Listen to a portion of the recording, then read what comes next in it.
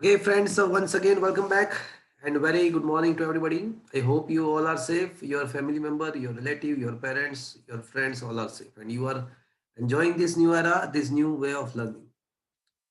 Friends, we are discussing વિદ્યુત ચુંબકીય પ્રેરણ એના થિયોરી કન્સેપ્ટ્સ અને અમુક શોર્ટકટ્સ વગેરે મેં તમને લાસ્ટ લેક્ચરમાં ડિસ્કસ કરી આપ્યા હતા અને today is the turn to discuss at least 100 of these questions. Okay, so tell me your doubts. Let us start solving your doubts.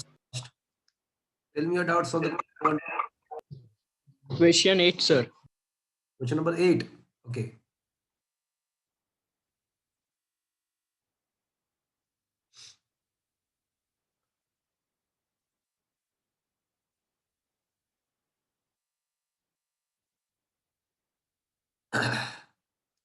એક કાર સમતલ રસ્તા પર ગતિ કરે છે તો કારની એક્સેલમાં મહત્તમ ઈએમએફ ક્યારે ઉત્પન્ન થશે? મિત્રો, જ્યારે કાર સાથે સંકળાયેલા ચુંબકીય ફ્લક્સમાં જો મેક્સિમમ ફેરફાર થાય તો એમાં ઈએમએફ મહત્તમ ઉત્પન્ન થાય. કાર સાથે સંકળાયેલા ચુંબકીય ફ્લક્સમાં જો મહત્તમ ફેરફાર થાય તો મેક્સિમમ ઈએમએફ ઉત્પન્ન થાય. તો કાર સાથે સંકળાયેલા ચુંબકીય ફ્લક્સમાં મેક્સિમમ ફેરફાર થવા માટે મહત્તમ ચુંબકીય ફ્લક્સ સંકળાવવું પડે. તો પૃથ્વી સપાટીના કયા બિંદુએ ચુંબકીય ક્ષેત્ર મેક્સિમમ હશે? બોલો. ધ્રુવો પાસે. ધ્રુવો પાસે. તો પછી એનો મતલબ એવો થયો કે મહત્તમ તમારે જો ઈએમએફ ઉત્પન્ન કરવું હોય તો કારને કઈ તરફ હંકારવી પડે મિત્રો?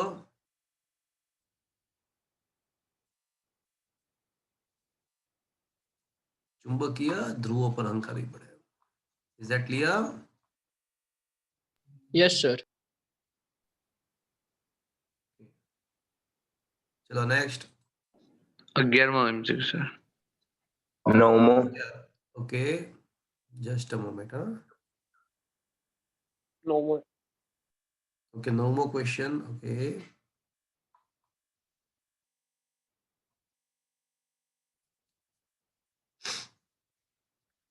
Okay, question number 9. આકૃતિમાં દર્શાવ્યા પ્રમાણે આઈ જેટલું વિદ્યુતપ્રવાહના વહન કરતા અતિ લાંબા તાર પાસે એલ લંબાઈનો અને બી પહોળાઈનો લંબચોરસ લૂપ મૂકેલ છે. નજીકનો છેડો બિંદુ એ અંતરે છે તો લૂપ સાથે સંકળાયેલું ચુંબકીય ફ્લક્સ શોધવાનું છે. તો મિત્રો, આવો લગભગ ટેક્સ્ટબુકમાં હતું આ ટાઈપનો ક્વેશ્ચન્સ, પણ છતાં પણ તમારી ઈચ્છા છે તો ડિસ્કસ કરી લઈએ. જો શું કહે છે કે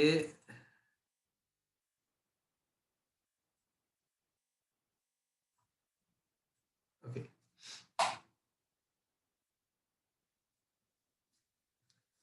શું કહે છે કે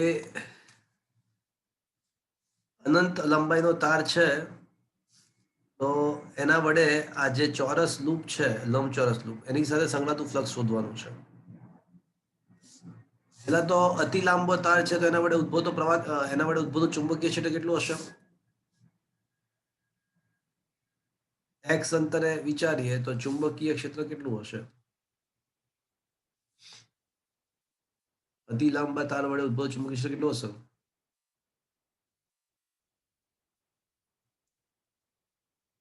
μ0I upon 2πx. Is that clear? બરાબર છે મિત્રો? હા સર. હવે મારે છે ને આ લંબચોરસ લૂપ સાથે સંકળાતું ફ્લક્સ શોધવું છે. હવે આપણને ખબર છે કે ચુંબકીય ફ્લક્સ શોધવું હોય ને તો બે રસ્તા હતા. એક તો સંકલન બી ડોટ ડી હતો અને બીજો હતો બી ડોટ એ. પણ મિત્રો, તમને યાદ હોવું જોઈએ કે આ બી ડોટ એ માત્ર ક્યારે સાચું? ચુંબકીય ક્ષેત્ર અચળ હોય. અચળ હોય તો. શું અહીંયા ચુંબકીય ક્ષેત્ર અચળ છે? ના. ના, સ્થાન એક્સ સાથે બદલાય છે. આ સૂત્ર લાગુ નહીં પડે. તો ફ્લક્સ શોધવા માટે સૂત્ર લગાડવું પડશે સંકલન બી ડોટ ડી. એટલે એક કામ કરીએ, સૂક્ષ્મ ખંડ લઈએ, પેલા ખંડ નું વિચારીએ એટલે બી ડોટ ડી મળશે અને પછી એનું સંકલન કરીએ. તો આ ખંડની પહોળાઈ તો બી જ છે પણ લંબાઈ ડીએક્સ છે. સંકલન BDA cos થીટા. મિત્રો આ તાર પ્રવાહ જે દિશામાં છે એ દિશામાં અંગૂઠો રાખો તો આંગળીઓ તમારી આ રીતે વીંટળાશે. ચુંબકીય ક્ષેત્ર પૃષ્ઠને લંબ રૂપે દાખલ થશે. હા કે ના? અંગૂઠો પ્રવાહી દિશામાં રાખો તો આંગળીઓ તમારી આ રીતે વીંટળાશે. એટલે ચુંબકીય ક્ષેત્ર પૃષ્ઠને લંબ દાખલ થશે અને પૃષ્ઠની દિશા પણ સમતલને લંબ જ હોય. તો પછી વેક્ટર બી અને વેક્ટર ડી વચ્ચેનો ખૂણો કેટલો થશે? 0. 0 અથવા 180. પણ આપણે માત્ર મૂલ્ય વિચારીએ, માત્ર મૂલ્ય જ વિચારવું છે. એટલે cos 0 કહો તો 1, cos 180 કહો તો -1, એટલે પણ મૂલ્ય સ્વરૂપે 1. અને ડીએ તરીકે શું લખું મિત્રો? બી ના બદલે μ0 I upon 2πx. ડી ના બદલે હું લખી શકું BDX. ખંડનું ક્ષેત્રફળ લંબાઈ ગુણ્યા પહોળાઈ. લંબાઈ DX, પહોળાઈ B. BDX લખી શકાય મિત્રો, ખંડનું ક્ષેત્રફળ. હા સર. અને cos 0, 1. અને ક્યાંથી ક્યાં સંકલન કરું? તો કે ભાઈ x ની કિંમત ક્યાંથી ક્યાં થશે? તો પહેલા બિંદુથી છેલ્લા બિંદુ સુધી વિચારવાનું. તો x ની કિંમત સ્ટાર્ટિંગમાં a છે અને છેલ્લે a + l થશે. Is that clear? તો μ0 IB upon 2π બહાર આવી જશે. સંકલન 1/x નું શું થશે? ln x. ln x. Limit ખબર પડી મિત્રો? a થી a + l ક્યાંથી આવી? લિમિટ હા સર. આ થઈ જશે μ0 IB upon 2π. પહેલા અપર લિમિટ પછી lower limit. ln a + l minus ln a. તો log a minus log b એટલે log a/b થાય. તો μ0 IB upon 2π ln a. Is that clear? आया बात समझ में? चलो પછી 11 સર. 11. Question number 11. ઓકે,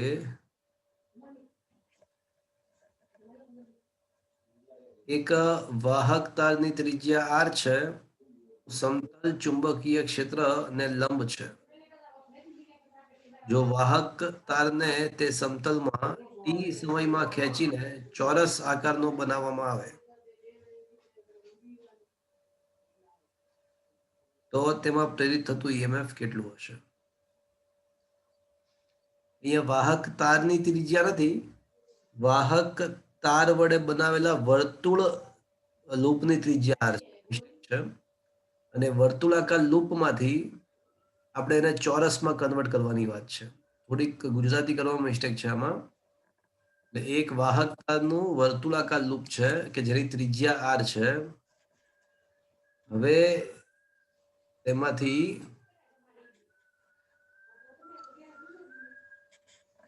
મારે ચોરસમાં કન્વર્ટ કરવાનું છે. તો EMF કેટલું ઉત્પન્ન થશે? મિત્રો પ્રેરિત EMF મારે શોધવાનું છે. તો પ્રેરિત EMF ખબર છે કે delta phi by delta T. તો delta phi by delta T એટલે φ2 minus φ1 upon ડેલ્ટા ટી. તો minus φ2 upon ડેલ્ટા ટી. સમયગાળો ટી આપણને આપ્યો છે. phi બરાબર AB cos થીટા. સમતલ ચુંબકીય ક્ષેત્ર લંબ છે. તો what is the angle between the vector A and vector B? 0. 0. ને અહીંયા આગળ આવશે A1B minus A2B, કારણ કે ચુંબકીય ક્ષેત્રમાં ફેરફાર નથી થતો. ખાલી ફેરફાર શેમાં થાય છે? ચોરસના ક્ષેત્રફળમાં. પહેલા વર્તુળ હતું પછી ચોરસ થઈ ગયું એટલે ક્ષેત્રફળમાં મિત્રો ફેરફાર થાય છે. એટલે A1B minus A2B એટલે B કોમન upon T. ખાલી કરવું શું પડશે? A1 minus A2. ચલો હવે A1 બરાબર શું? તો કે ભાઈ વર્તુળાકાર લૂપ છે તો ક્ષેત્રફળ તરીકે પ્રયાસ કરો. A1 તરીકે પ્રયાસ કરો. હવે એ વર્તુળાકાર લૂપમાંથી ચોરસ લૂપ બનાવવામાં આવે છે. ધારો કે ચોરસની લંબાઈ x, ચોરસ જે લૂપ છે એની લંબાઈ x છે. તો a2 બરાબર x સ્ક્વેર. પણ શું હું લખી શકું કે 4x ખરેખર 2πr જેટલું હશે? કારણ કે ચોરસની પરિમિતિ ઇઝ ઇક્વલ્સ ટુ વર્તુળનો પરિઘ, કારણ કે એનો એ જ તાર છે. ચોરસની પરિમિતિ 4x ઇઝ ઇક્વલ્સ ટુ વર્તુળનો પરિઘ 2πr. તો આ લખી શકાશે મિત્રો? હા સર. x ના બદલે મારે શું લખવું જોઈએ તો પછી? Pi R by 2. It is a pi by 2r. તો હવે મિત્રો a2 બરાબર શું થશે તો પછી? Pi square r square by 4 લખી નાખો મિત્રો. હા સર. તો હવે આ બંને કિંમતો મૂકી દઈએ તો b બાય t a1 ના બદલે પાઈ r સ્ક્વેર અને a2 ના બદલે pi square r square by 4. તો હવે પાઈ r સ્ક્વેર આપણે કોમન લઈ શકીએ એવી સિચ્યુએશન છે. તો pi r square common b by t તો છે જ, અને બાકી રહેશે 1 માઇનસ પાઈ સ્ક્વેર. પાઈ એક રહેશે, એક પાઈ તો ઉડી ગયો, પણ એક પાઈ રહેશે, એક પાઈ કોમન આવી ગયો, બાય 4 રહેશે. So this should be the answer. Pi r square b by t 1 minus pi by 4. That is the answer. Is that clear, friends? હા સર. અહીંયા ત્રિજ્યા વાહકતા નથી, કોની છે?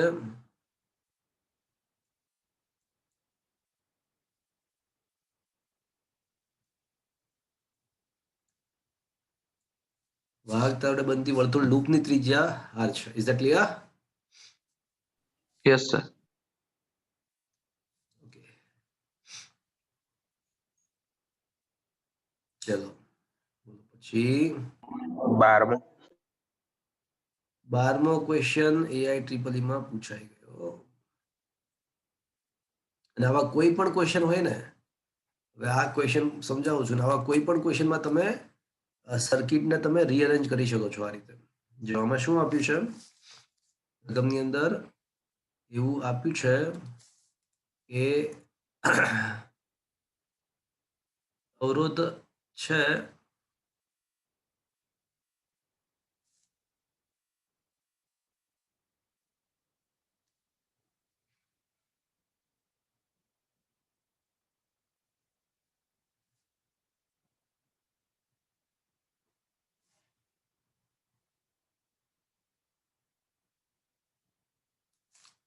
ચુંબકીય ક્ષેત્ર છે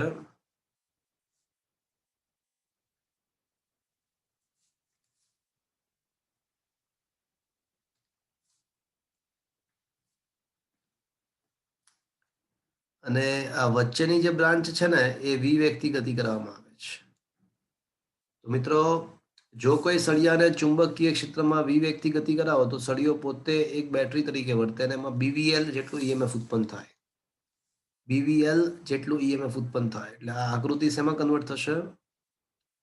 તો આ બ્રાન્ચનો અવરોધ R, આ બ્રાન્ચનો અવરોધ પણ R, પણ વચ્ચે એક એવી બ્રાન્ચ છે કે જેનો અવરોધ R છે અને પોતે એક બેટરી તરીકે પણ વર્તે છે, BVL EMF વાળી. એટલે આ ટાઈપના કોઈ પણ સિચ્યુએશન હોય ને આ રીતે તમે કન્વર્ટ કરી શકો. હજી આમાં તો બહુ પ્રોબ્લેમ નથી, ઘણી વાતો છે ને કયો છેડો ધન ને કયો છેડો ઋણ એ પણ જાણવું પડે. એટલે મેં તો અહીંયા ઉપર ધન ને નીચે ઋણ કરી નાખ્યું. આમાં બહુ ટેન્શન નથી આ ક્વેશ્ચનમાં, કારણ કે કોઈ ફરક નહીં પડતો, ખાલી પ્રવાહનું મૂલ્ય શોધવાનું છે. કઈ દિશામાં છે એવું કંઈ પૂછ્યું નથી, ક્યાંથી ક્યાં છે એ પૂછ્યું નથી. બાકી એ પણ વિચારવું પડે કે કોણ ધન. છતાં પણ એક કામ કરીએ, એ શોધવા માટે આ મેથડ છે કે કોણ ધન અને કોણ ઋણ છે ને એ જાણવું હોય તો ધન વિદ્યુત ભાર પર લાગતું બળ શોધી કાઢવાનું. તો ધન વિદ્યુત ભાર પર લાગતું બળ, પ્રવાહ વેગની દિશા છે ને ધન x દિશા છે અને ચુંબકીય ક્ષેત્ર માઇનસ k છે અંદર તરફ. તો આ -12 આવશે અને IK પોતે માઇનસ જે થાય તો માઇનસ માઇનસ પ્લસ છે, એટલે એનો મતલબ વાત સાચી, ઉપરનો છેડો ધન બનશે, નીચેનો ઋણ બનશે, બધું બરાબર. મેં કર્યું એ બરાબર છે. Is that clear friends? Yes sir. હવે પાછું જો આ જે સર્કિટ છે ને એને પાછી રીઅરેન્જ કરી શકીએ. જો આ 3 બ્રાન્ચ સમાંતરમાં છે કે નહીં, આ 3 આ બ્રાન્ચ 1 બ્રાન્ચ 2 ને 3 સમાંતરમાં, તો હું શું કરું છું ખબર છે, આ પહેલા 2 R વાળા છે ને એને સમાંતરમાં સાથે લઈ લઉં છું અને ઓલો વચ્ચેની બ્રાન્ચને આ સાઈડ લખું છું. ચાલશે? તો હરખું થયું ને બધું? હા. Is that clear? થશે? ચલો પરિપથનો ઇફેક્ટિવ અવરોધ કેટલો થશે? R/3. ના, આ બંને સમાંતરમાં એટલે R/2 અને પ્લસ R એની સાથે R શ્રેણીમાં આવશે. એટલે સમતુલ્ય અવરોધ આવડે બાળકો? હા સર. માં હા છે સર. અને પછી એની સાથે R શ્રેણીમાં આવશે ભાઈ. સમજ્યા? હા સર. 3R/2. તો બેટરીમાંથી કેટલો પ્રવાહ બહાર નીકળશે?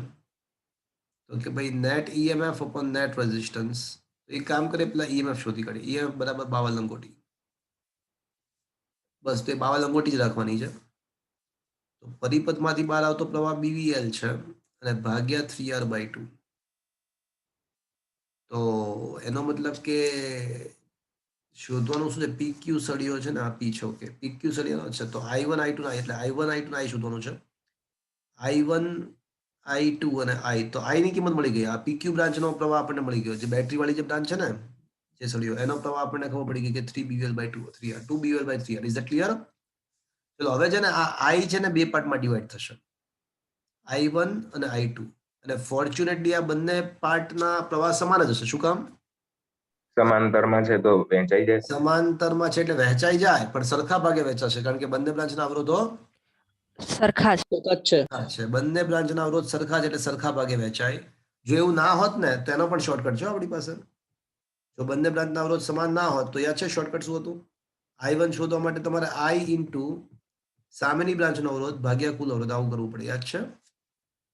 અને બીજી બ્રાન્ચનો પ્રવાહ ઇઝ ઇક્વલ ટુ કુલ પ્રવાહ ગુણ્યા સામેની બ્રાન્ચનો અવરોધ ભાગ્યા કુલ અવરોધ. એટલે આવું કરો એટલે તમને સમાંતરમાં રહેલી બંને બ્રાન્ચના પ્રવાહ મળી જાય. જો કે અહીંયા ફોર્ચ્યુનેટલી આ શોર્ટકટ વાપરવાની જરૂર નથી, કારણ કે બંને અવરોધો સમાન છે. એટલે I/2 I/2 થઈ જશે. એટલે I1 અને I2 બંનેની કિંમત કેટલી આવશે? આના કરતા અડધી. તો ખાલી BVL/3R આવશે. એટલે I2 BVL/3R અને I1 અને I2 સમાન BVL/3R. યસ, I1 અને I2 સમાન BVL/3R અને I2 BVL/3R. પરફેક્ટ છે ऑप्शन डी. Is clear? हाँ सर. आया बात समझ में? હા સર. ओके. સર 14.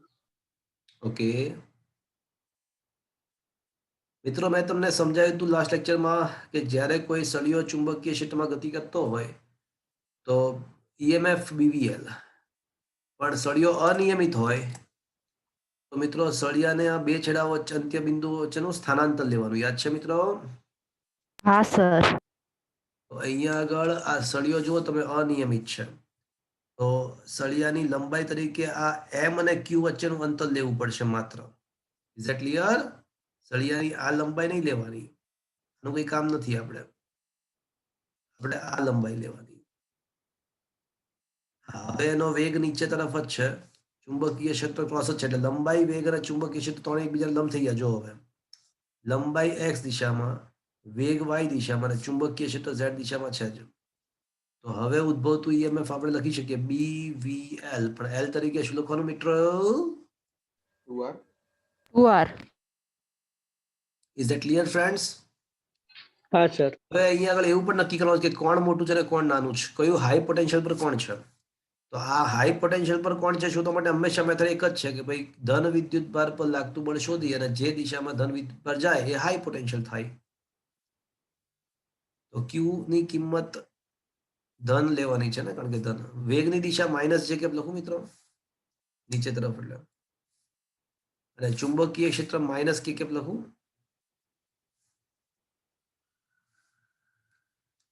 તો માઇનસ માઇનસ પ્લસ અને જે ક્રોસ કે એટલે આઈ થઈ જશે. એટલે આઈ નો મતલબ આ અહીંયા ધન વિદ્યુત ભાર બધો ક્યાં જશે? તો કે ભાઈ ધન X દિશામાં. ધન X દિશાનો મતલબ શું થયો? આ Q બિંદુ. તો Q બિંદુ ધન બનશે અને M બિંદુ ઋણ બનશે. એટલે Q ઇઝ હાયર પોટેન્શિયલ. એટલે ઉદ્ભવતું EMF જે છે ને, ઉદ્ભવતું EMF જે છે એ BV into 2R અને Q is at high potential.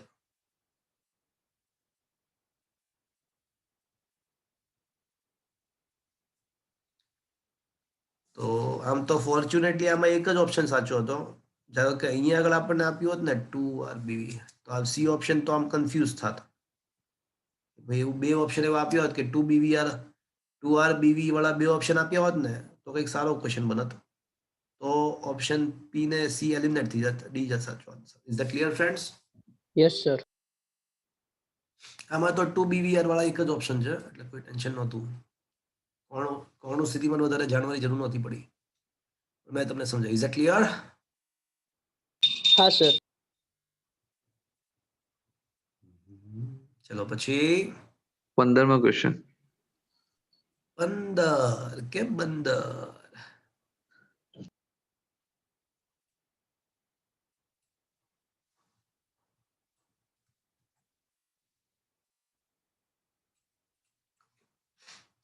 શું કહે છે?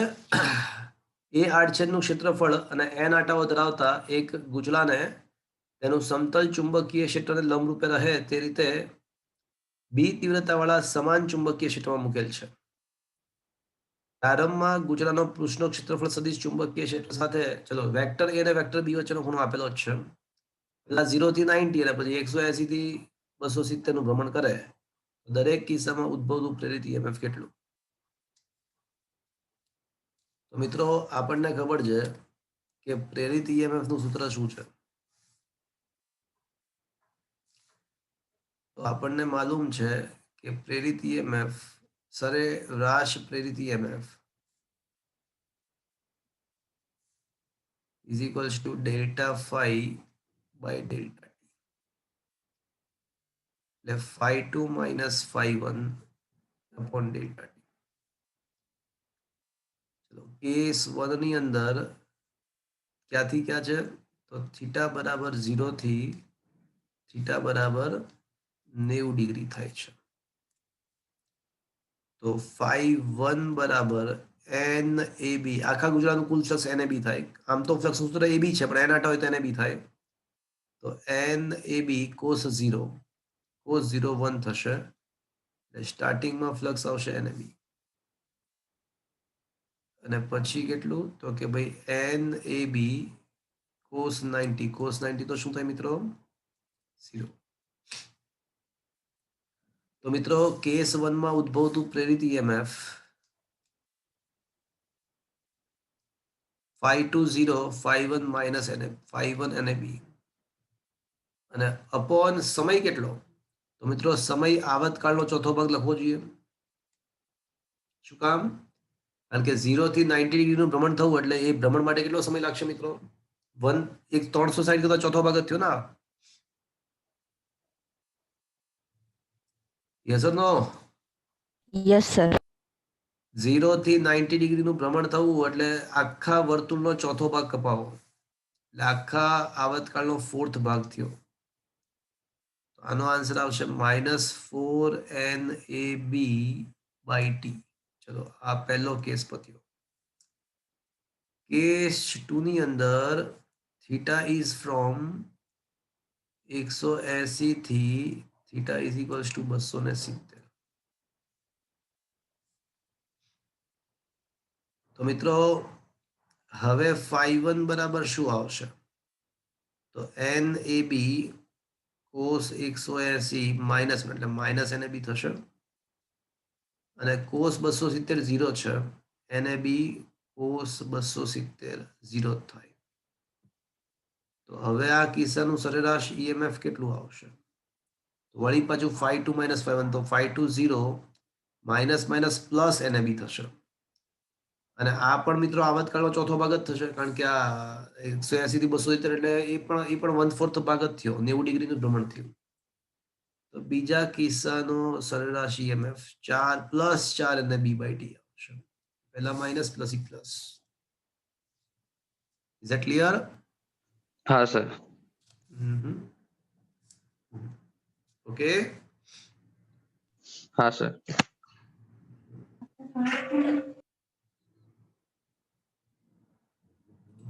ચલો બોલો.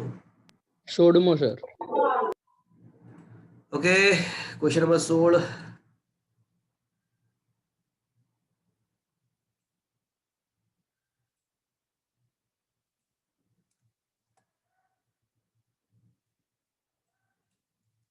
શું છે? 2.5 ગુણ્યા 10⁻³ મીટર સ્ક્વેર પ્રતિ મીટર સ્ક્વેર, પ્રતિ ના આવે, મીટર સ્ક્વેર જ આવે. તો મીટર સ્ક્વેર ક્ષેત્રફળ ધરાવતી એક વાહક લૂપને ચુંબકીય ક્ષેત્રમાં તેનું સમતલ લંબ એટલે વળી પાછું θ બરાબર 0 આપ્યું છે. તો બી નું સૂત્ર આપણને આપ્યું છે. તો 0 થી 40 મિલિસેકન્ડમાં પસાર થતો વિદ્યુત બળ શોધવાનો છે. ચલો, પ્રેરિત વિદ્યુત બળની વાત છે.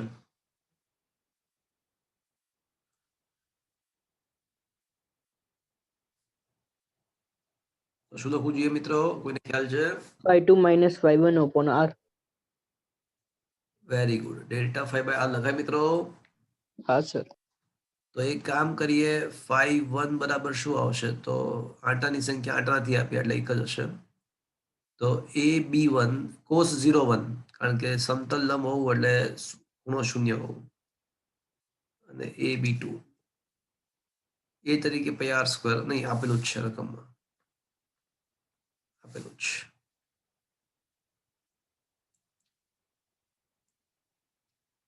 અને B1 તરીકે 0.2 sin 50 પાઈ ટી તરીકે શું? તો કે ભાઈ 0 સમય. તો sin 0 તો મિત્રો 0 થશે. પ્રારંભિક flux 0. Is that clear friends?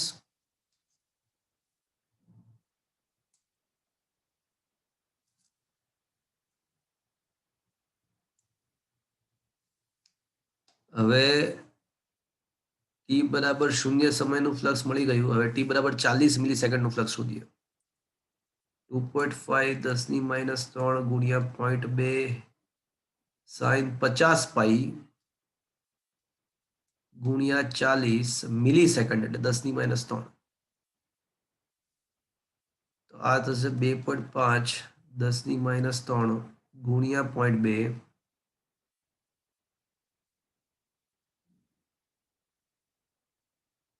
sin 50 ગુણ્યા 40 5 ચોક 20 એટલે 2000 ગુણ્યા 10 એટલે sin 2 પાઈ થશે. આ તો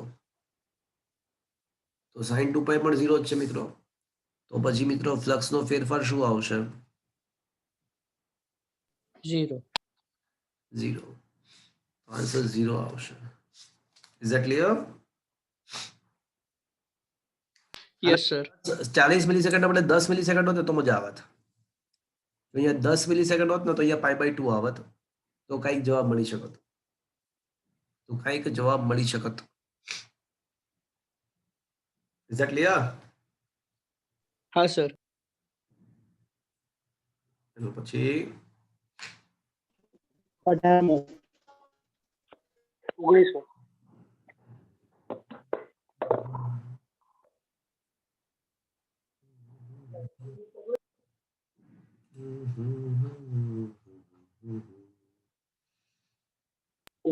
વીસ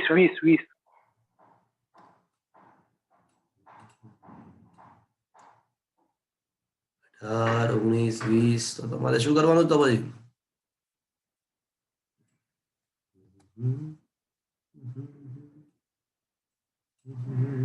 ઓકે,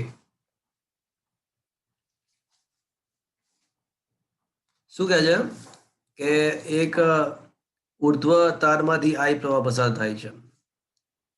આ તાર અનંત છે. પહેલી વાત તો આર અંતરે લૂપ છે ને, આર અંતરે છે. ચુંબકીય ક્ષેત્રનું સૂત્ર શું આવશે?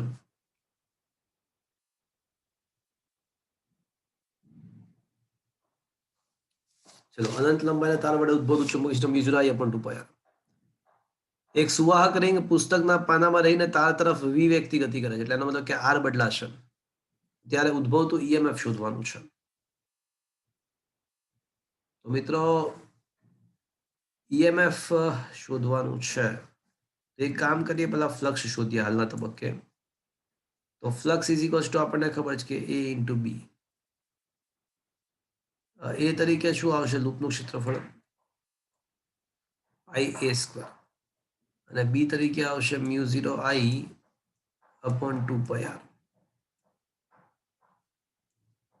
હા, આ લૂપના પૂરતું ચુંબકીય ક્ષેત્ર અચળ છે એવું ગણી શકીએ, કારણ કે લૂપની ત્રિજ્યા છે ને A is much less than R આપેલી છે, એટલે એનો મતલબ કે આ લૂપ બિંદુવત છે એવું ધારી શકીએ. એટલે સમગ્ર લૂપના સમતલ માટે બીનું મૂલ્ય અચળ ગણી શકીએ, કારણ કે લૂપની ત્રિજ્યા નહિવત છે, એટલે બિંદુવત લૂપ છે, તો તે એ આખી લૂપ માટે આપણે બી અચળ ગણી શકીએ. એટલે આ સૂત્ર એબી સીધું વાપરી શકાય. Mu 0 I a square upon 2r. ચલો આપણને હજી તો ફ્લક્સ મળ્યું. હવે EMF is equals to minus d5 by dt, એટલે માઇનસ ddt ઓફ ફાઈ ના બદલે mu 0 I a square upon 2r. હવે જ્યારે લૂપ નજદીક આવતી હશે ને ત્યારે કઈ મ્યુ 0 I કે a સ્ક્વેર કે 2 નહીં બદલાય, પણ લૂપ નજીક આવતી હશે તો ડેફિનેટલી r બદલાશે. r બદલાશે કારણ કે r એ જ તો અંતર છે લૂપથી, તો r આપણે વિકલનની બહાર કાઢી નહીં શકીએ કારણ કે r બદલાય છે. તો મિત્રો 1 અપોન r એટલે r રેઝ ટુ -1. ચલો કહો તો મને r રેઝ ટુ -1 નું વિકલન શું થશે? -1/r². ગંદી બાત, ગંદી બાત. ઘાત આગળ, ઘાતમાં 1 નો ઘટાડો, પણ ઇનટુ dr બાય dt મિત્રો, that is to be noted. ddt of છે ને, ddr નથી, ddt ઓફ 1 અપોન r છે. હા સર. r raise to -1. એ ઘાત આગળ, ઘાતમાં 1 નો તો ઘટાડો થાય જ, પણ ઇનટુ એકવાર dr બાય dt કરવું પડે. આયા બાત સમજ મેં? હા સર. અને આ dr બાય dt શું થશે મિત્રો? અંતરનું વેગ. સાપેક્ષ વિકલન. શું થશે? વેગ. વેગ થશે.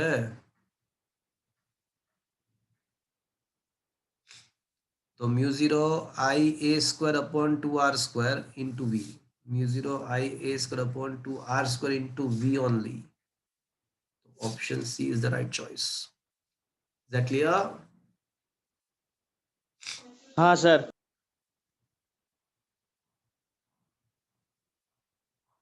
સમજમાં આવે છે ને મિત્રો? JEE નીટ માટે આ ચેપ્ટર ટાર્ગેટેબલ ચેપ્ટર છે. તમે આમાં 100% સ્કોર કરી શકો એવું ચેપ્ટર છે.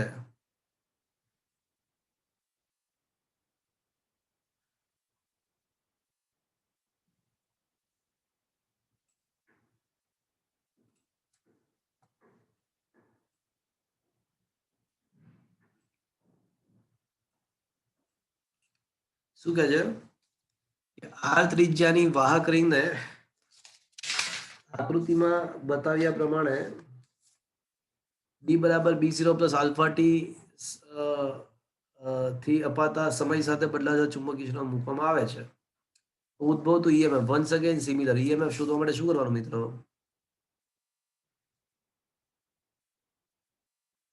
d5 બાય dt કરવાનું.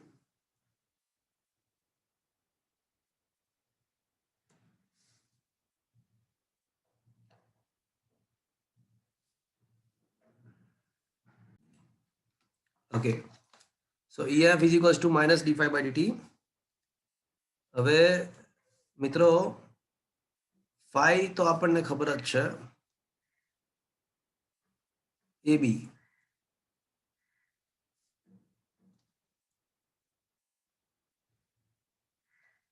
એનું મૂલ્ય છે આપણને ખબર છે કે આ ક્ષેત્રફળ, લૂપનું ક્ષેત્રફળ. તો લૂપનું ક્ષેત્રફળ કેટલું થાય મિત્રો? પાઈ આર સ્ક્વેર. અહીંયા આવશે πr². અને બાકી રહેશે b તરીકે. તો ખબર જ છે કે b0 પ્લસ આલ્ફા ટી આપણને રકમમાં આપ્યું છે,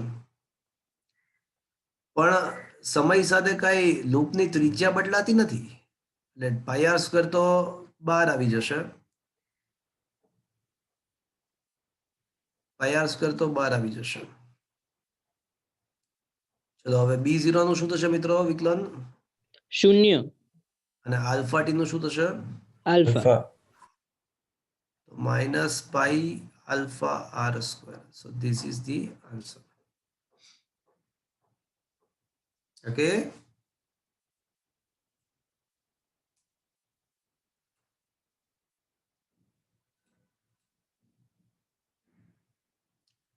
ચલો બોલો પછી સર 45. 45. પેલા કોઈ અપ ટુ 30 માં 27. 27. 27 મિસ્ટેક છે, મિસ્ટેક. વાત સાચી છે. કોણ બોલા? Depend. 27 માં મિસ્ટેક છે. જોઈ લઈએ ક્વેશ્ચન શું છે. ક્વેશ્ચન પૂછવામાં જ મિસ્ટેક થઈ ગઈ છે.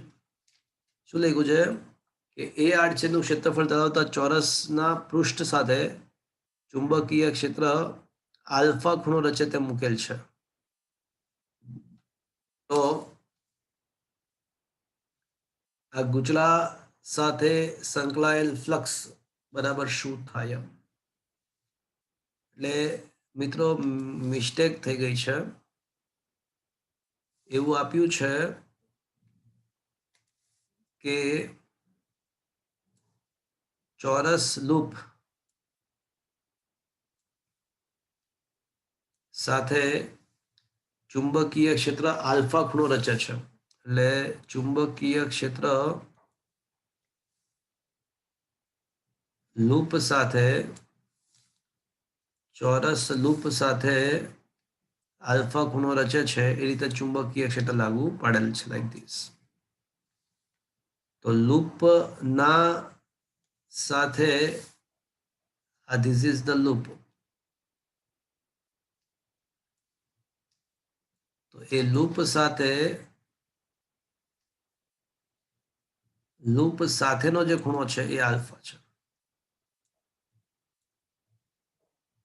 તો ક્ષેત્રફળ સદિશ વેક્ટર એ અને વેક્ટર બી વચ્ચેનો ખૂણો એટલો થશે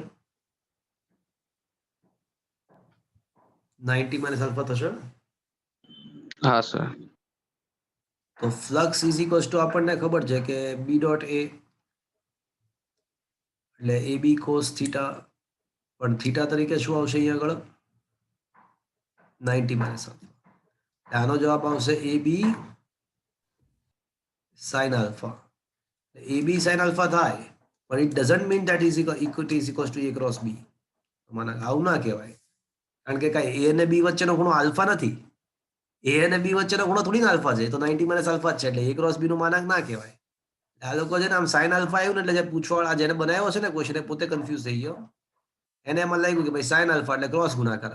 એટલે ભાઈ ક્રોસ ગુણાકારની સાચી વ્યાખ્યા એ છે કે એ ક્રોસ બી એટલે શું ખરેખર? તો કે ભાઈ વેક્ટર એ અને વેક્ટર બી વચ્ચેનો ખૂણો. બિનોમિનાંક અને ઇન્ટુ સાઇન ઓફ થીટા, જ્યાં થીટા એટલે તે બંને વચ્ચેનો ખૂણો.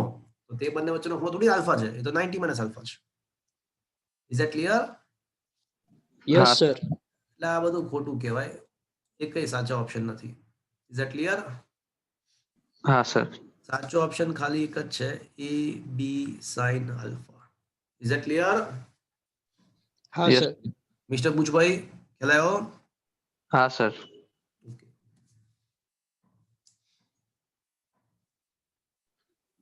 સર આ 35 માં સર દિશા શોધતા નથી ફાવતું. હા તો એ તો અઘરી વસ્તુ છે ને જીવનમાં. Sir 30 number. હમ.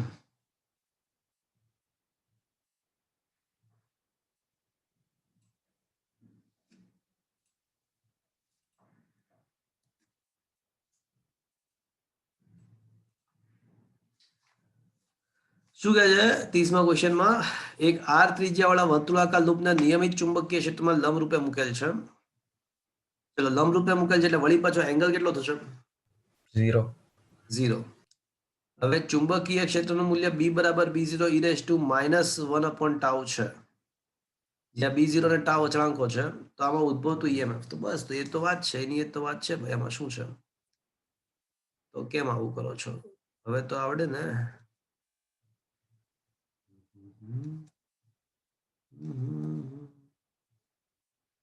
ये धुआं धुआं सा रहना दो. એની જગ્યાએ પાઈ આર સ્ક્વેર અને બીના જગ્યાએ B0 e raised to -1 upon tau. તો પાઈ આર સ્ક્વેર બહાર આવી જશે, B0 પણ બહાર આવી જશે અને e raised to -1 upon tau ખરેખર ટી અપોન ટાઉ છે. બધામાં 1 નથી, ટી છે સોલ્યુશનમાં અને ક્વેશ્ચનમાં બધે છે. e raised to minus t upon tau. તો minus pi R square b0. ચલો કરો વિકલન. e raised to something e raised to something તો થાય જ, પણ જે ટી નો સહગુણક હોય ને -1 upon ટાઉ એ ગુણાકારમાં આવે. જવાબ આવશે માઇનસ માઇનસ પ્લસ, તો આવી જશે pi R square b0 pi R square b0 upon tau into e raised to minus t by tau. Is that clear, friends? હા સર. આ ટી ના હોય ને 1 હોય તો ના, તો પછી 0 આવે આન્સર, કારણ કે સમય સાથે ચુંબકીય ફ્લક્સમાં ફેરફાર જ ના થતો હોય તો પછી EMF જ ના ઉત્પન્ન થાય ને. હા સર. તો અચળ પદ થઈ ગયું કહેવાય. અચળ પદનું વિકલન શૂન્ય કહેવાય. Is that clear? Okay sir.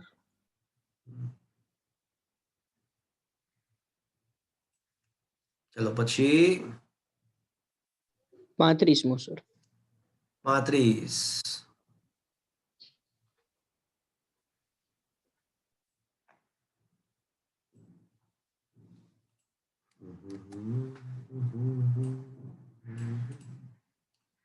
એક વાહક તાર પૂર્વ પશ્ચિમ દિશામાં સમક્ષિતિજ રહીને ઉત્તર દિશામાં ગતિ કરે છે. તો મિત્રો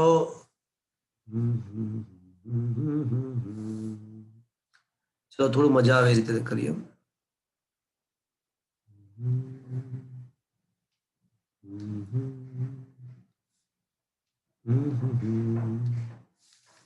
देखा एक ख्वाब तो ये सिलसिले हुए दूर तक नहीं.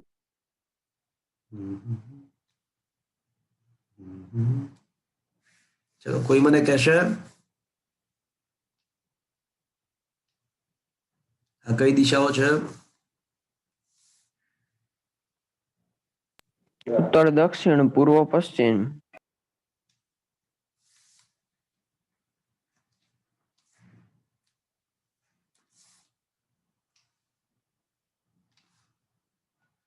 અને આ બે કઈ છે? અધો દિશા ઉધ્વ દિશા. પરફેક્ટ. તો આ ઉર્ધ્વ અને આ, તો ચલો આ દિશાઓનું જ્ઞાન મળ્યું મિત્રો. હા સર. હા સર. ચલો હવે શું થાય છે કે પૂર્વ પશ્ચિમ રહીને ઉત્તર દિશામાં ગતિ કરે છે.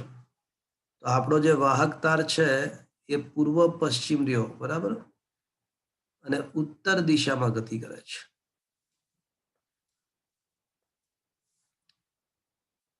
આ પૂર્વ પશ્ચિમ રહીને ઉત્તર દિશામાં, એટલે એનો વેગ છે ને એ આપણા સમતલમાં દાખલ થઈ દિશામાં છે, આમ ઉત્તર દિશામાં.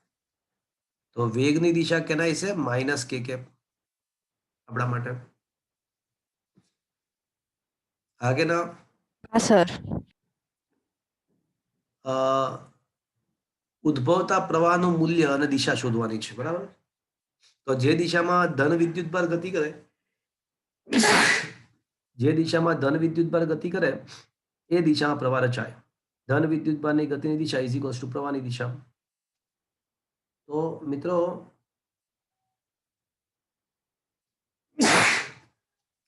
પ્રવાહની દિશા શોધવા માટે ધન વિદ્યુતભાર પર લાગતું બળ શોધવું પડે.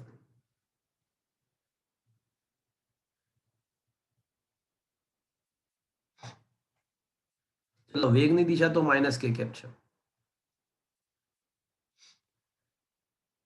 હવે ચુંબકીય ક્ષેત્ર આપણને આપ્યું કયા વિસ્તારમાં છે? ઉધ્વ દિશામાં પ્લસ જે કે. એટલે ક્રોસ જે કેપ થશે મિત્રો. તો માઇનસ કે ક્રોસ જે કે આઈ, તો કે જે માઇનસ માઇનસ એટલે પ્લસ આઈ થઈ જશે ઇફેક્ટિવલી. હા કે ના? હા સર. તો બધા જ જે ધન વિદ્યુતભાર છે ને એ કઈ તરફ ગતિ કરવા લાગશે? ધન એક્સ દિશામાં. એટલે આ તરફ ગતિ થવા લાગશે ધન વિદ્યુત. ઇલેક્ટ્રોનની ગતિ વિરુદ્ધ દિશામાં. એટલે મિત્રો અહીંયા આગળ એક પણ ઓપ્શન સાચો નથી, પૂર્વ દિશા આવે. Is that clear? હા સર. એટલે ફરીથી એકવાર let me check once again. Q V cross B વીની દિશા છે માઇનસ કે બરાબર છે અને બીની દિશા જે કે બરાબર છે અને એનું સાદુરૂપ આપીએ -12 જે કે આઈ માઇનસ કે જે માઇનસ આઈ માઇનસ પ્લસ બરાબર પરફેક્ટ છે. પૂર્વ દિશા છે 100%. 100% પૂર્વ દિશા, એક પણ સાચું નથી. ઓકે. હા સર. પાછળ ડાયરેક્ટ પશ્ચિમ આપી દીધું છે. કોઈ ખોટું પણ છે. સમજાય વગર. ખોટું છે. ઓકે. હા સર. એટલે પૂર્વ દિશા આવશે.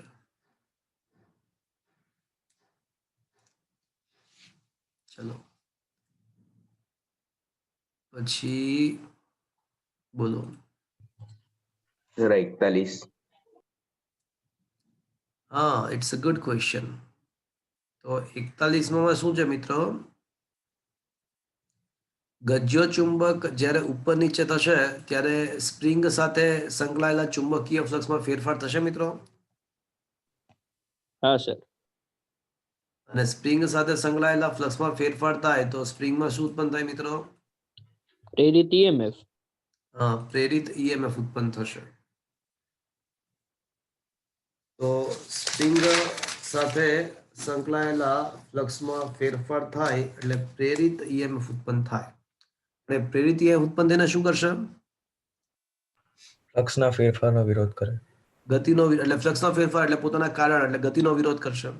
તો ગતિનો વિરોધ કરે તો ધીમે ધીમે શું થશે? ગેલ્વેનોમીટરમાં આવર્તન ઘટતું જાય ને તો. ગેલ્વેનોમીટરનું આવર્તન ક્રમશઃ ઘટતું જશે. Is that clear friends?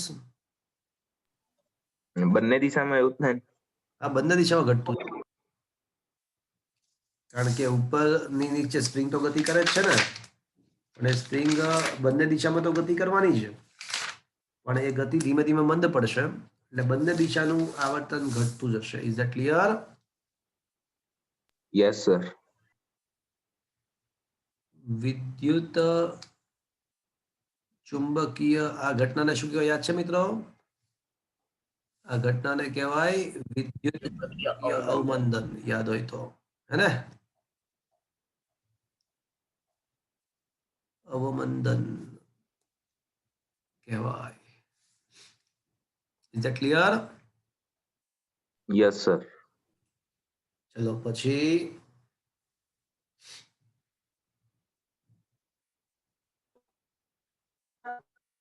બોલો. 51. चलो अप टू 50 एक बार पूछ लिए. अप टू 50 एक बार. 48. Okay up to 50. 45.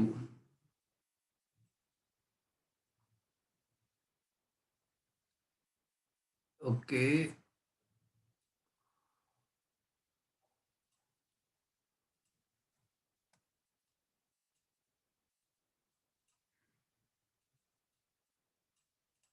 શું છે જો એક સમતલમાં મૂકેલું વાહક ગૂંચળું તેની ભૌમિતિક અક્ષને અનુલક્ષીને ઓમેગા જેટલા કોણીય ઝડપથી ભ્રમણ કરે છે. આ વિસ્તારમાં ગૂંચળાના ક્ષેત્રફળ સદિશ સાથે થીટા ખૂણો બનાવે તે રીતે ચુંબકીય ક્ષેત્ર છે. પ્રેરિત થતું ઈએમએફ. એક મિનિટ ફરીથી. એક સમતલ ગૂંચળું, સમતલમાં મૂકેલું વાહક ગૂંચળું તેની ભૌમિતિક અક્ષને અનુલક્ષીને. અચ્છા, આ તો મજાક થઈ ગઈ જો મિત્રો, આ તો ઉલ્લુ બનાવ્યા છે તમને. આ ગૂંચળું છે બરાબર, આ તો ઉલ્લુ બનાવવાની વાત છે. આ ગૂંચળું છે અને મિત્રો આ તેની ભૌમિતિક અક્ષ છે. હવે ગૂંચળું કમ વખત પોતાની ભૌમિતિક અક્ષને અનુલક્ષીને ભ્રમણ કરે રાખે તો ક્યારે એના ફ્લક્સમાં ફેરફાર થવાનો છે મિત્રો? 0 આવે, કઈ ના થાય. હા, તો વિચારો આમાં ગોળ ગોળ ફરે લાગે અહીંયા ને અહીંયા, તો કઈ કોઈ દિવસ ફ્લક્સમાં ફેરફાર થશે? એટલે એના જે વર્તુળાકાર ભાગ છે ને તો ત્યાંના ત્યાં જ દેવાના ને મિત્રો. ગૂંચળાનું જે વર્તુળાકાર જે ભાગ છે તો ત્યાંના ત્યાં જ દેવાના. આ ભ્રમણને કારણે આવી ગતિને કારણે કોઈ ફ્લક્સમાં ફેરફાર જ નહીં થાય. સમજ્યા મિત્રો? તો ફેરફાર ક્યારેય થશે જ નહીં આવા સંજોગોમાં. તો ઈએમએફ હંમેશા કેટલું રહેશે? શૂન્ય. એ ચુંબકીય ક્ષેત્ર ચાહે ગમે તેના લાગુ પડ્યું હોય, કારણ કે એના ક્ષેત્રફળ સદિશ કોઈ દિવસ બદલાવાનો જ નથી. Is it clear? હા સર. ચલો. સર 48. હા.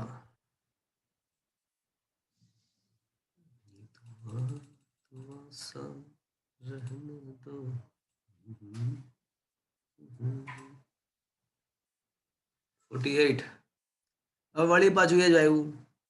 આ 48 ની અંદર મિત્રો આ સળિયો લાસ્ટ લેક્ચર યાદ કરો. સળિયો પોતાના મધ્ય બિંદુમાંથી પસાર થતી અક્ષની અક્ષને ભ્રમણ કરતો હોય તો પ્રેરિત કેટલું થાય? યાદ છે ને? મધ્ય બિંદુમાં તો બે છેડા વચ્ચેનું ઈએમએફ યાદ છે શું હતું? કરાવું યાદ? જો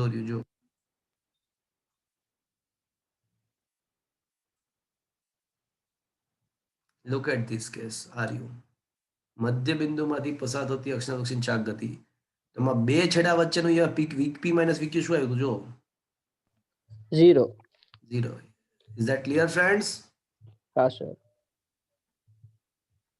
ક્વેશ્ચન નંબર 48 માં 0 જ આવશે. ઓકે. હા સર, આકૃતિ જેવી આપી છે, ગભરાઈ જાવ. ના કશું નથી. સળિયો છે ને ચુંબકીય ક્ષેત્ર છે ને આમ જો ગતિ એના મધ્ય બિંદુ લક્ષણ થઈ રહી છે. Is that clear? Yes sir. હા સર. ચલો પછી 49. 49. આકૃતિમાં દર્શાવ્યા પ્રમાણે એલ લંબાઈનો વાહક સળિયો ચુંબકીય ક્ષેત્ર સમક્ષિત સમતલમાં સમાન વેગથી ગતિ કરે છે. સમતલના ક્ષેત્રફળનો સદિશ સમાન ચુંબકીય ક્ષેત્ર સાથે થીટા ખૂણો બનાવે છે. ઓકે. તો મિત્રો આમાં છે ને જો રકમની અંદર પ્રમાણે એવું વિચારાય. ચલો કરીએ આપણે.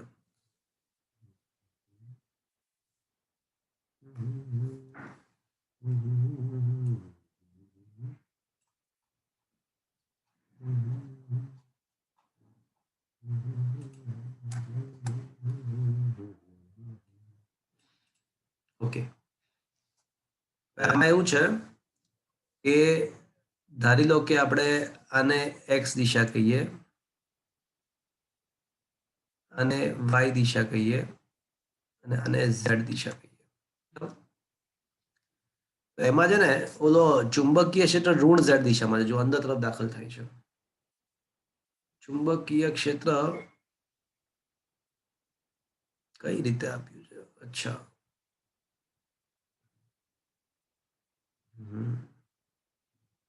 એટલે એ વેક્ટર એ સાથે, ધીસ ઇઝ ધ વેક્ટર એ, અને વેક્ટર એ સાથે થીટા ખૂણો આપ્યો છે. તો મિત્રો ચુંબકીય ક્ષેત્રનો વેક્ટર એને લંબ દિશાનો ઘટક શું આવશે?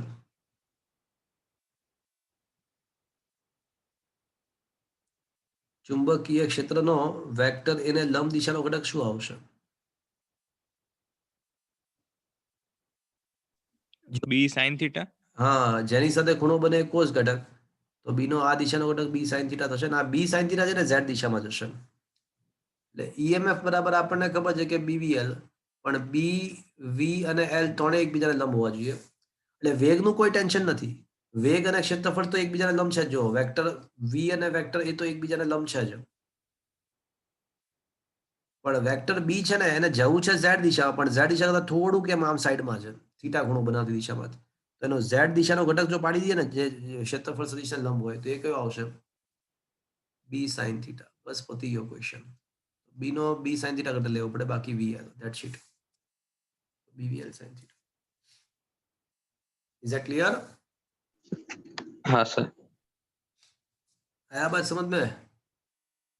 हाँ सर. चलो પછી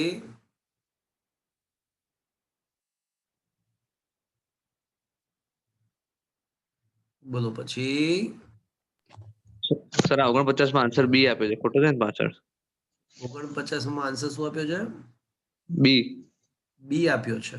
ના, બી 100% ખોટો બને.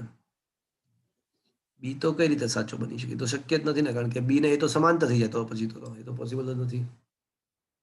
Late me check. Solution.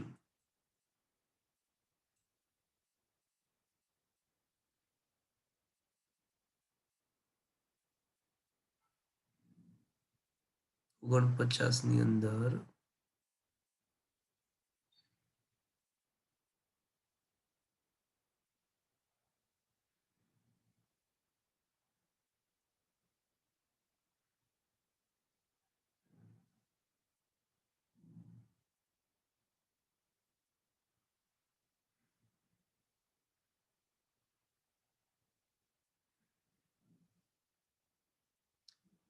T બરાબર 0 સમયે ટી સમયે જે વેગનું સ્થાન વીટી છે, ટી સમયે વિશ્લેષણ થોડી એલ વીટી થશે.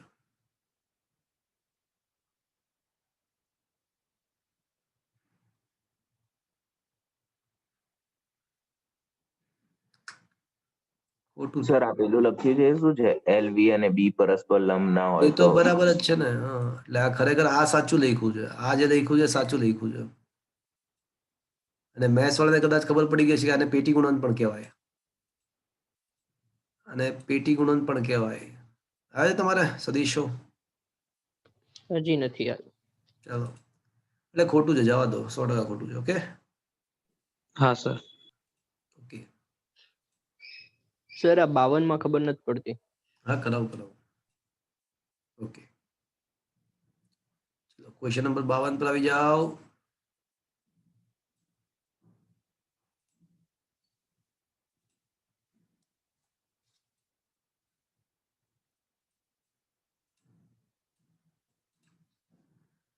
શું કહે છે કે આકૃતિમાં દર્શાવ્યા પ્રમાણે એક વાહક સળિયો સમાન ચુંબકીય ક્ષેત્રમાં ઢાળ પરથી સરકી રહ્યો છે. ઇનકમ્પ્લીટ ક્વેશ્ચન છે. ઢાળ પરથી અચળ વેગથી સરકી રહ્યો છે.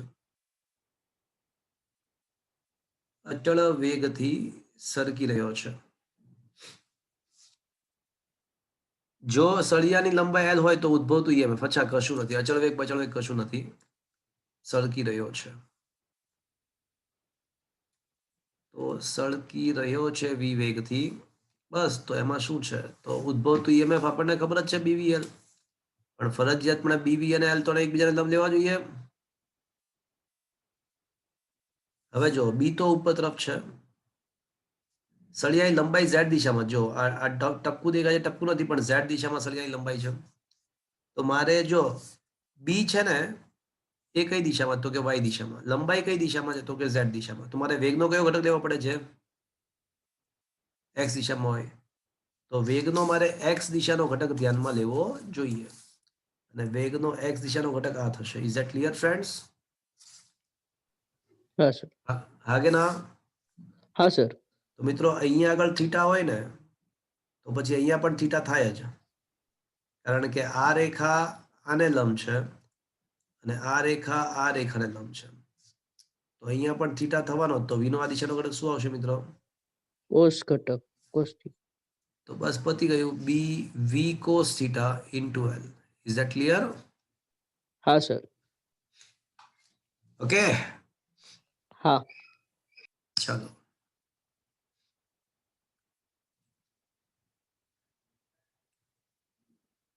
સર 55. 51. 51. પૃથ્વી પરના શૂન્ય મેગ્નેટિક ડેક્લિનેશન શૂન્ય હોવું એટલે ભૌમિતિક અક્ષ અને જીઓગ્રાફિક અક્ષ બંને સેમ હોવી.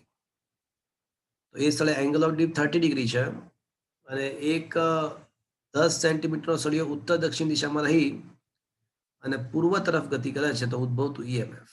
ઓકે,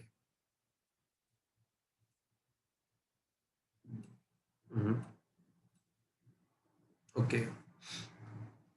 તો મિત્રો વળી પાછી એ જ વાત.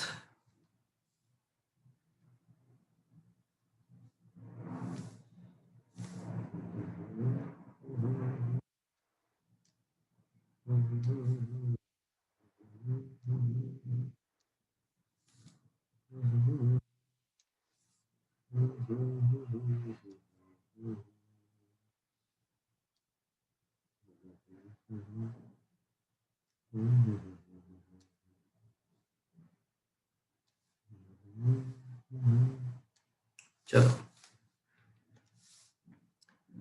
આ નોર્થ, સાઉથ, ઈસ્ટ, વેસ્ટ, ઉર્ધ્વ, અધો, રાઈટ.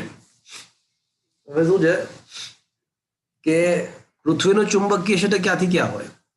તો કે ભાઈ જ્યાં આગળ ભૌગોલિક સાઉથ છે ને ત્યાં આગળ મેગ્નેટનો નોર્થ પોલ હોય, એટલે પૃથ્વીનું ચુંબકીય ક્ષેત્ર મેગ્નેટના નોર્થ થી મેગ્નેટના સાઉથ, એટલે કે ભૌગોલિક રીતે વિચારીએ ભૌગોલિક રીતે તો એ ક્યાંથી ક્યાં હશે? આ રીતે હશે, ભૌગોલિક રીતે સાઉથ થી નોર્થ તરફ હશે. This is the earth's magnetic field નો હોરિઝોન્ટલ ઘટક. પૃથ્વીના ચુંબકીય ક્ષેત્રનો હોરિઝોન્ટલ ઘટક આ રીતે હશે. શું આ મિત્રો આ સમજમાં આવ્યું? પહેલી વાત. હા sir. Okay. So this is our BH. હવે શું કહે છે કે સળિયો ક્યાં છે? ઉત્તર દક્ષિણ દિશામાં. તો સળિયો ઉત્તર દક્ષિણ એટલે કે સળિયો આમ છે.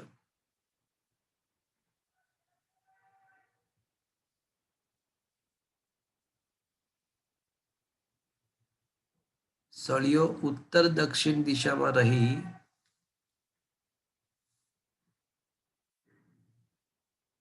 અને પૂર્વ દિશામાં ગતિ કરે છે.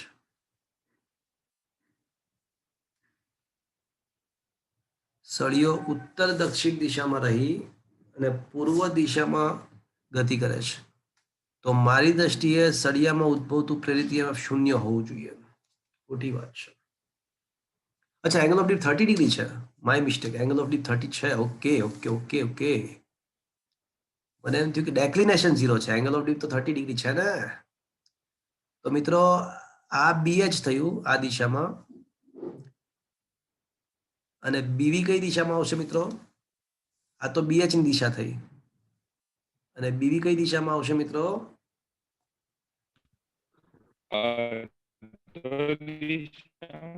BV જે આવશે ને એ અધો દિશામાં આવશે મિત્રો. BH તો આ તમને જે દેખાય છે એ દિશામાં, અને BV પૃથ્વીના કેન્દ્ર તરફ હોય, પૃથ્વીને સપાટીને લંબ દિશાનો ઘટક, એટલે અધો દિશામાં આવે. તો મિત્રો તમે જોઈ શકો છો કે સળિયો છે ને ઉત્તર દક્ષિણ દિશામાં, એટલે સળિયોની લંબાઈ Z દિશામાં છે. સળિયાની લંબાઈ Z દિશામાં છે. એનો વેગ પૂર્વ તરફ, એટલે કે વેગની દિશા X અક્ષની દિશામાં છે. તો મારે ચુંબકીય ક્ષેત્રનો એવો ઘટક લેવો જોઈએ જે Y દિશામાં હોય, અને Y દિશામાં કયો ઘટક આવશે મિત્રો?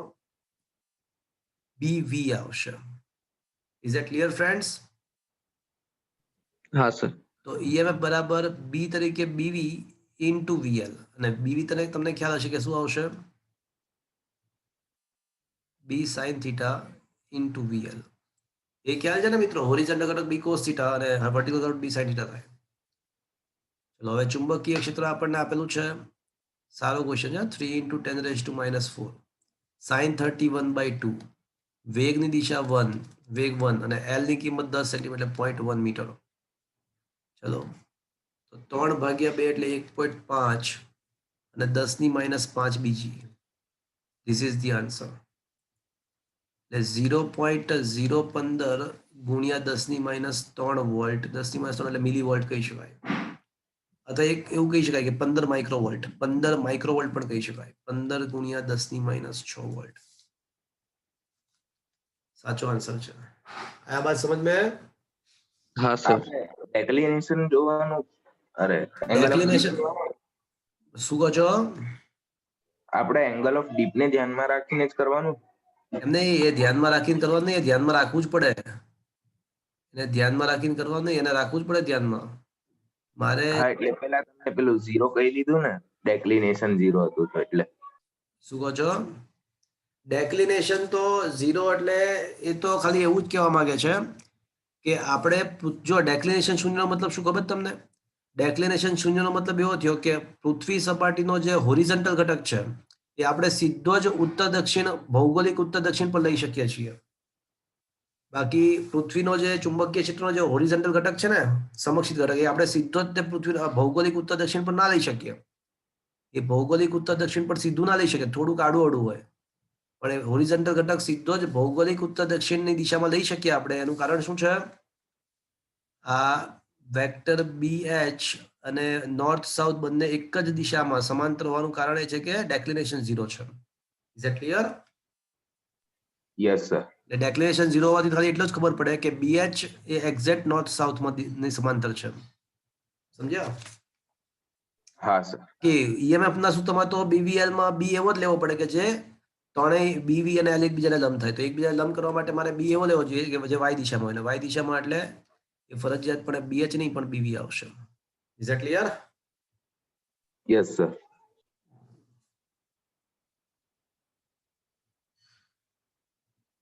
ચલો.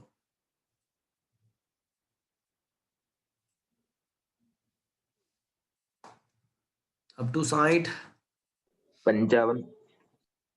55 તો મોઢે રહી જાય. જો 4 R ઓહમનું ગેલ્વેનોમીટર સાથે R ઓહમ જોડેલ છે, તો કુલ અવરોધ કેટલો થશે પરિપથનો? 5 ઓહમ. 5 R થશે. હા કે ના? હા. નો ફેરફાર આપેલો છે W1 થી W2. તો પ્રવાહ પૂછ્યો છે, તો EMF બરાબર શું આવશે? તો કે ભાઈ ફ્લક્સનો ફેરફાર ભાગ્યા સમય. તો ફ્લક્સનો ફેરફાર ભાગ્યા સમય અને એને અવરોધ વડે ભાગી નાખો. એટલે આપણને શું મળી જાય? પ્રેરિત પ્રવાહ મળી જાય. તો ફ્લક્સનો ફેરફાર ભાગ્યા સમય અને ભાગ્યા અવરોધ. તો એક આટાનું ફ્લક્સ છે ને W1 થી W2 થાય, તો કુલ n આટાનું ફ્લક્સનો ફેરફાર n × W2 - W1. તો n × W2 - W1 ભાગ્યા સમય ને ભાગ્યા અવરોધ એટલું કરો એટલે આપણો આન્સર આવી જાય. અવરોધ કુલ 5 R આવશે. છેદમાં 5 R આવે એવા બે ઓપ્શન છે, A અને B. પણ એના એ ઓપ્શનમાં મિસ્ટેક એ છે કે n અંશમાં બદલે છેદમાં રાખ્યું છે. કુલ ફ્લક્સમાં તો n ઉપર જ આવે ને, ફ્લક્સના ફેરફારમાં આટાની સંખ્યા. રકમમાં લખ્યું છે કે n આટાની સંખ્યા છે, પણ એક ભૂલ છે રકમમાં કે W1 થી W2 જે ફેરફાર થાય છે ને એ એક આટાના ફ્લક્સનો ફેરફાર જેવું આપવું જોઈએ. એક આટાના ફ્લક્સનો ફેરફાર W1 થી W2 છે. તો કુલ ફેરફાર n × W1 થી W2. Is it clear? Yes sir. પછી 56. 56.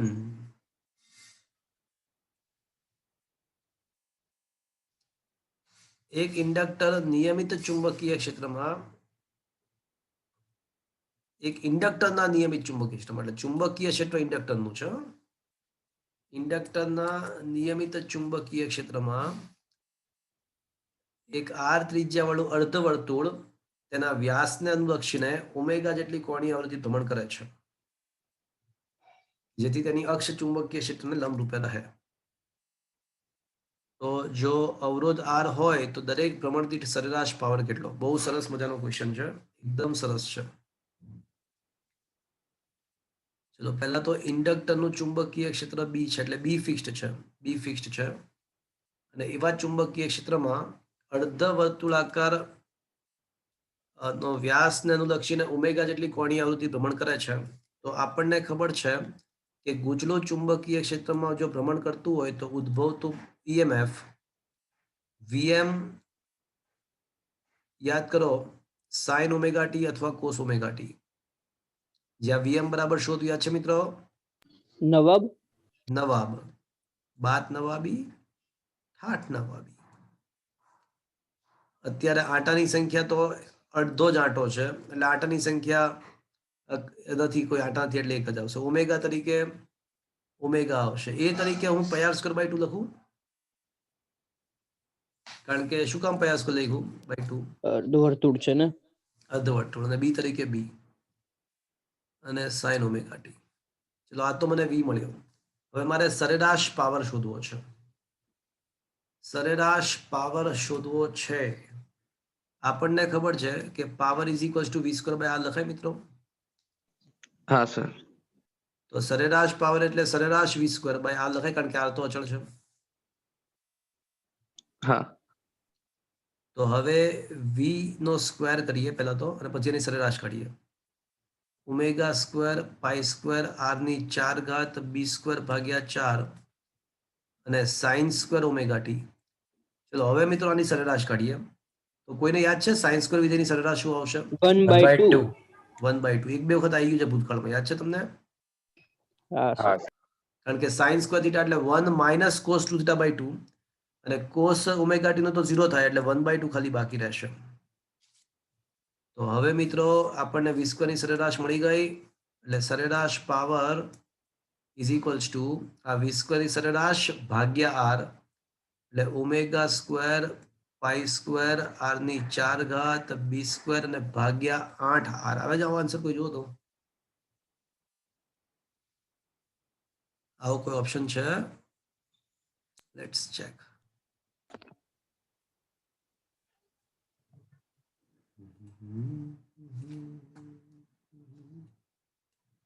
છે આવ્યો ને ઓપ્શન બી સાચો જવાબ છે. જો B pi R square omega the whole square એટલે બી સ્ક્વેર આવી ગયો. જો બી સ્ક્વેર આર ની 4 ઘાત પાઈ સ્ક્વેર ઓમેગા સ્ક્વેર આવી ગયો ને. જો ભાગ્યા 8. પરફેક્ટ છે, પરફેક્ટ છે. Is it clear? हाँ सर. आया बात समझ में? हाँ सर. खरेखर तो आ जनरेटर पर आधारित क्वेश्चन थियो.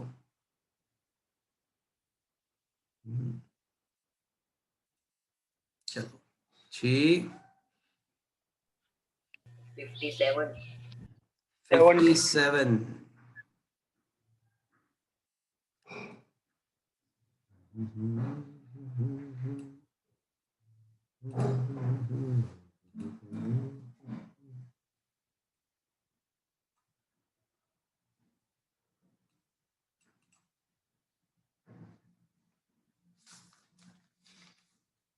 मैं पागल हुआ तेरे मुझे इश्क की हद में जाने दो.